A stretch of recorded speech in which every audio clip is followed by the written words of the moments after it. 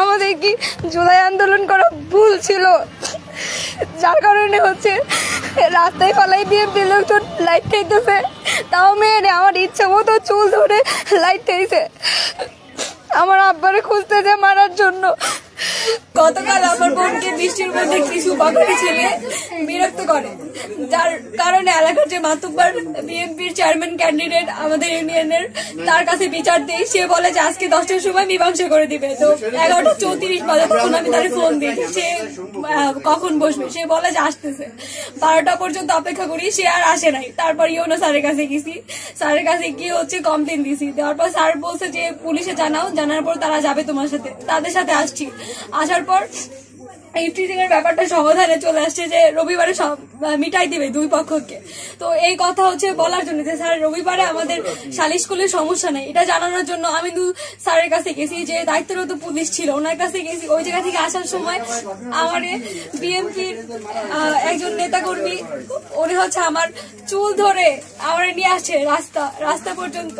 নিয়ে আসার পর তার বাবা আমার চুল ধরে আবার লাথি দিছে, দিয়ে ফালাই দিছে নিচে, নিয়ে ইচ্ছে মতো পাড়াইছে।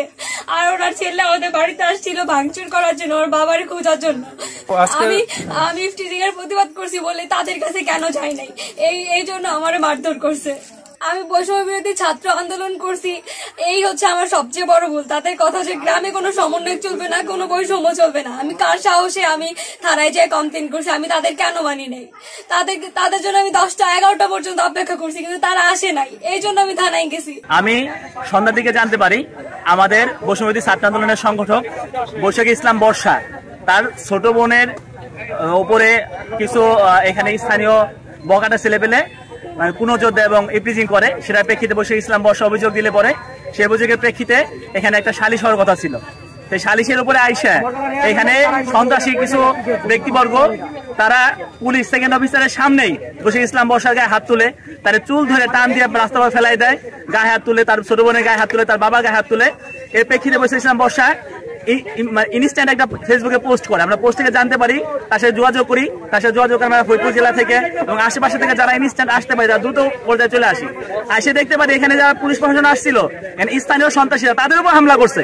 একজন বয়স্ক পুলিশ, তার দেখলাম মাথায় এখানে রক্তাক্ত অবস্থা এবং পায়ে হাঁটতে পারতেছে না, এই অবস্থা তারা রাখছে, গাড়ির চাবিটা বন্ধ নিয়ে গেছে।